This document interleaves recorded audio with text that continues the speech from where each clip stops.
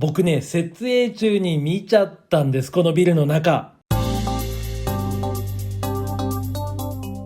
皆様こんにちは。地理学出身、そして街の息遣いをジオラマで表現するアトリエモリジです。今回はちょっと予定を変えてご紹介するのは、10年以上前に制作されたにもかかわらず、今見ても圧巻されるクオリティの作品、京急押し入れさんが制作された初代の京急押し入れ線です。先日開催されました東京ジオラマ展でブースをご一緒させていただいたご縁で、展示する側だからこそ見ることができた聖樹の裏側なんかも取材させていただきました。作品をすでにご存知の方も多いかもしれないんですけど、今回は僕ならではの視線で気づいたポイントをお届けします。また素敵な夜景シーンも収録しましたので、最後までお楽しみいただけましたら嬉しいです。川崎府の日常をジオラマで再現しました。詳しくは概要欄をご参照ください。作品は幅 1000mm、奥行き 652mm で、クローゼットや押し入れに収納できるコンパクトなサイズになっています。そうなんですよ。ピンときた方も多いと思うんですけど、作品名もここから来ているそうです。作品には横浜以南の京急線の雰囲気がぎゅっと凝縮されていて、地形的には横須賀中央周辺の山並みをトンネルで抜けて、そのトンネルの間に駅がある、そんな雰囲気が見事に再現されています。以前紹介した押し入れさん制作の京急大師線のジオラマの画像をご覧ください。同じ京急線でも品川から横浜までのエリアと横浜以南では全然雰囲気が違います。これは実際に乗った人なら思わずニヤリとしちゃうポイントだと思います。それではここからはレイアウトの詳細を紐解いてまいります。まずは正面中央にある駅、今電車が通過している押し入れ中央駅をご紹介します。この駅はトンネルとトンネルに挟まれた盆地状の谷地に設置されていました。皆さんこのレイアウトが単線だってお気づきになりましたか？僕ね、最初気づかなかったんです。その秘密がこちら、山に吸い込まれる線路をご覧ください。伏線でトンネルに入るんで、パッと見では単線だとほとんど気づかないんです。そのトンネル内部もリアルに再現されてましたんで、後ほど走行シーンでご覧ください。駅には一面2線のホームと2本の類似線があります。文字情報だけだとシンプルに聞こえるんですけど、実際のジオラマはこんな感じにですね、上大岡や横須賀中央みたいな重厚感があって、快特が停車しそうな駅に見えるんです。この重厚感を演出しているのが背後に見えるバスターミナルと、そしてこちら京急ショッピングプラザウィングなんです。駅は橋上駅舎になっていて、屋上はテラスになっています。こういう空間があると街の魅力が一気にアップしますよね。ここで一つ画像編集してて気づいちゃったんですけど、京急のマスコット京キュンがいるんですよ。会場では気づきませんでした。こういう細かい遊び心も押し入れさんが押し入れ先生って呼ばれる理由の一つなのかもしれません。実はですね、この駅ビルトミックスの高架駅をベースに制作されているそうなんです。ただ元の製品の面影がこの1階の壁面とか改札、柱などほんの一部にしか残ってないんです。それ以外はほぼほぼ自作。建物全体のバランスを含めてかなりの力作となっています。駅前にはウィングの別館がドーンと構えていて、このレイアウトの高さの主役になっています。この建物が背後を隠すことでレイアウト全体の奥行き感が演出されているんです。住民の目線で見ると分かりやすいんですけど、こうやって建物を消してみると、このウィング別館の存在感がよりはっきりと見えてきます。そんなウィングの建物にはある秘密が隠されています。屋上のではないんです。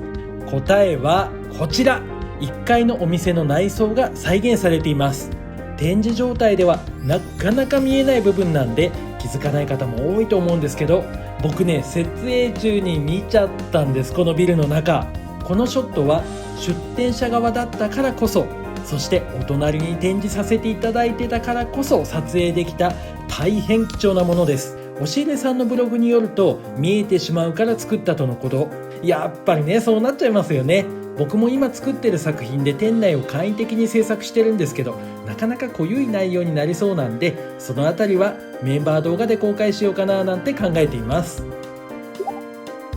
ウィングが高さの主役なら、駅前広場は空間の主役と言えそうです。ここにロータリーがあるからこそ押し入れ中央駅が快特停車駅に見えてくる、そんな印象を受けました。京急線ではバスターミナルがない駅って多いんですよ。これだけの規模のロータリーがある駅って乗降客数も多いことが想定されます。そしてこのロータリーに面するビルにはマクドナルドとか塾が入居していて、人の多さを自然と感じさせてくれるんです。この角度から見ると駅前空間のサイズ感が絶妙であることがよくわかるんですけど、これより広いと間延びしちゃいますし、逆に狭いと山の存在感が出過ぎてしまう、そのバランスが見事に調和していました。コンパクトなレイアウトでありながら、それを感じさせない秘密は高さと空間、それぞれの主役の配置の妙にある、そのように感じました。ここからはこのレイアウトの世界を所狭しと駆け抜ける京急をお楽しみください。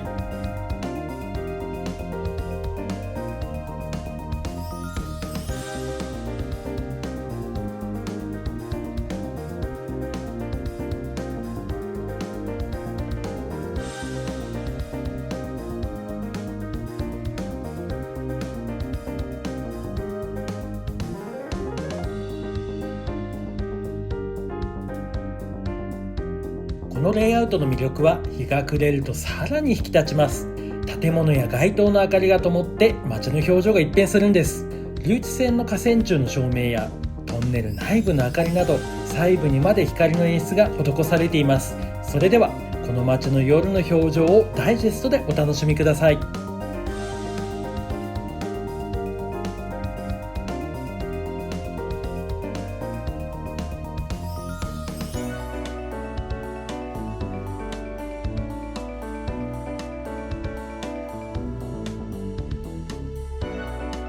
トンネル内部の照明や信号の点滅が加わることで、夜の京急の空気感がより一層引き立ちます。それではこの街を走る夜の京急の姿をお楽しみください。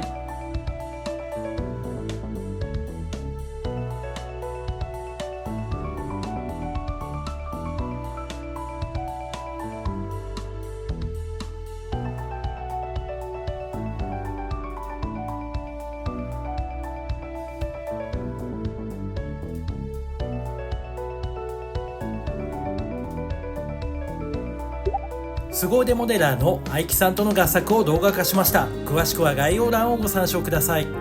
最後に設営の時に見つけたこのレイアウトの秘密をご紹介します。レイアウト制作で悩みの一つになるのがメンテナンスだと思うんですけど、押し入れ線では山が取り外し式になっていて、お手入れがしやすい構造になっていました。このアイデアはこれからレイアウトを制作される方にも参考になるポイントだと思います。さらに高さの主役であるウィング別館も取り外しが可能で、将来的には店内の改装もできちゃったりできなかったり、駅前広場もですね、ウィング別館がある状態で撮影できないってことを翌日になって知りまして、いやー、撮影しておいてよかったって改めて感じました。さて、京急押し入れ線はいかがでしたでしょうか。今回のレイアウトは三浦半島を駆け抜ける京急線の地形や街並みの特徴がコンパクトな空間の中に凝縮されていて、サイズを感じさせない広がりがありました。そして作者である京急押し入れさんの作品に対する愛情が丁寧な仕上がりだけじゃなくって、10年以上前の作品と思えないこの保存状態とかメンテナンスしやすい設計にも表れていました。これからレイアウトを制作される方にとっても参考になるポイントが多かったんじゃないでしょうか。僕自身もとっても勉強になりました。押し入れさんは現在80分の1スケールの京急車両などの販売も行われていらっしゃって、2026年の7月12日に開催される JNMA にもガレージメーカー押し入れファインテックとして出店予定とのことでした。概要欄に各種リンクを掲載していますので、ぜひぜひチェックしてみてください。取材に快くお答えいただきました押し入れさん、ありがとうございました。そして今回も最後までご覧いただきまして誠にありがとうございました。次回は新保光俊さん制作の新庄岡鉄道をさらに詳しくご紹介します。また次回皆様とお会いできることを楽しみにしております。ありがとうございました。さようなら。ジオラマ制作担当のアトリエモレジが皆様のオーダーメイドの作品を心を込めて丁寧に制作します。お問い合わせは概要欄のリンク先にあるオーダーメイドお問い合わせフォームからご質問ください。